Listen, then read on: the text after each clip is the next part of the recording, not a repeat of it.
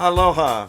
I'm Eric Anderson, pastor of Church of the Holy Cross, United Church of Christ in Hilo, Hawaii. And here's what I'm thinking. I'm thinking about the 16th chapter of Luke's Gospel. This is one of Jesus' parables that is told only in Luke, a distinction that it shares with such well-known, even popular parables as the Good Samaritan and the Prodigal Son.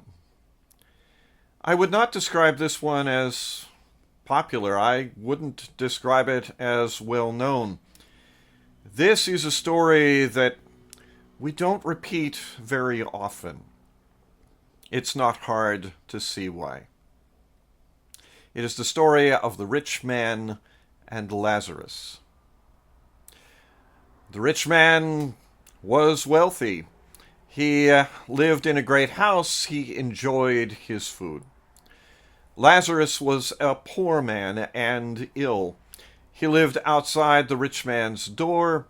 He didn't even get the leavings from the rich man's table. Dogs came and licked his sores.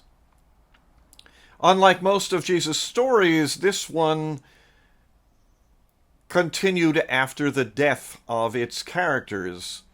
Lazarus found himself embraced by Abraham in heaven, whereas the rich man was tormented in hell.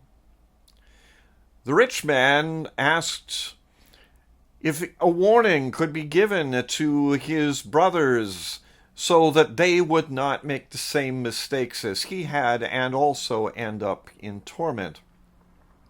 He asked even if Lazarus could go and give them that warning. Abraham said, "They have the warnings of the law and the prophets.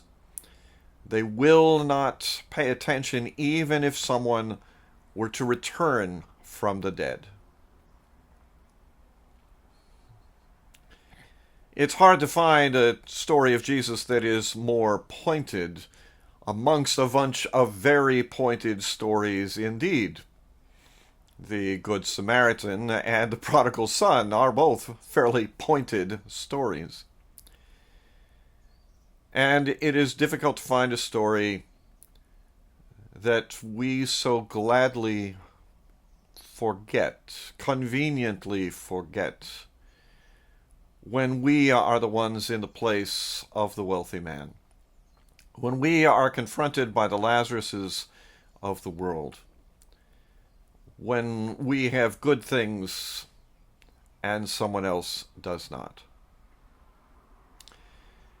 This is the contest, if you will, between greed and compassion.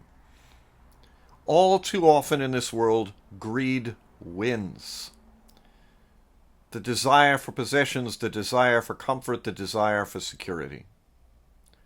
All too often, compassion loses. Grace loses. Generosity loses. I don't really think that Jesus intended to tell us a story about the nature of heaven and hell.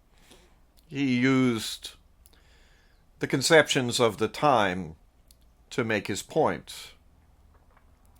I think Jesus was trying to tell us about the relative importance of greed on the one hand and compassion on the other. Compassion, said Jesus, is what comes first. Set your greed aside. What will it take us to convince us of that truth? I don't know.